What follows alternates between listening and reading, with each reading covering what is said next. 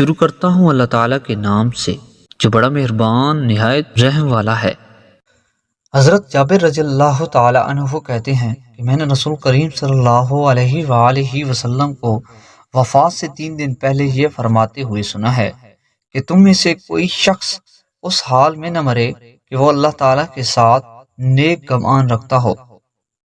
تشریح مطلب یہ ہے کہ ہر مسلمان کو اللہ تعالیٰ کے فضل اور بخشش پر کامل اعتقاد اور اس کے وعدہ رحم و کرم پر اعتقاد رکھنا چاہیے، اور ہمہ وقت اس کے کرم اور اس کی رحمت کا امیدوار رہنا چاہیے۔ نیز یہ کہ ہر شخص اللہ کے ساتھ ہر وقت اچھا گمان رکھے، کہیں ایسا نہ ہو کہ بدگمانی رحمت مایوسی کی حالت میں مر جائے اور وہ مبتلا قہر الہی ہو۔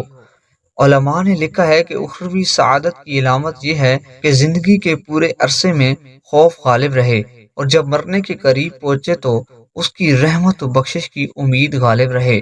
علماء نے لکھا ہے کہ اللہ کے ساتھ نیک گمان رکھنے سے مراد نیک اعمال کرنا ہے، یعنی اپنی زندگی میں اچھے اعمال کرنے چاہیے تاکہ موت کے وقت اللہ کے ساتھ اچھا گمان رہے، کیونکہ جس کی زندگی اللہ کی اطاعت و فرمانبرداری اور اس کی رضا و خوشنودی کے حصول کی خاطر عبادت و نیک اعمال میں گزاری ہوگی، وہ مرنے کے وقت اللہ کے ساتھ یہی نیک گمان قائم کیے رہے گا کہ انشاءاللہ میرے ساتھ اچھا ہی معاملہ ہوگا۔ اس کے برخلاف جس کی زندگی اللہ کی نافرمانی اور برے اعمال میں گزری ہوگی، وہ موت کے وقت اللہ کے ساتھ برا ہی گمان رکھے گا،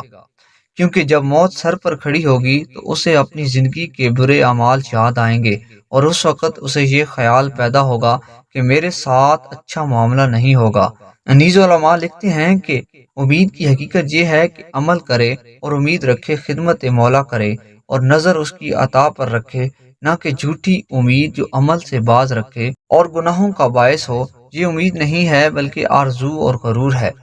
عمران بن حسین سے روایت ہے، کہتے ہیں کہ رسول اللہ صلی اللہ علیہ وآلہ وسلم نے فرمایا کہ ایک گروہ میری امت میں سے میری شفاعت سے دوزخ سے نکالا جائے گا، جن کو جہنمیوں کے نام سے یاد کیا جائے گا۔ تشریح ان کی توہین و تنقیص نہ ہوگی بلکہ جہنم سے نکالے جانے کی وجہ سے ان کا یہ نام پڑ جائے گا جو ان کے لیے خوشی کا باعث ہوگا، کیونکہ یہ اللہ کے کرم کو یاد دلائے گا۔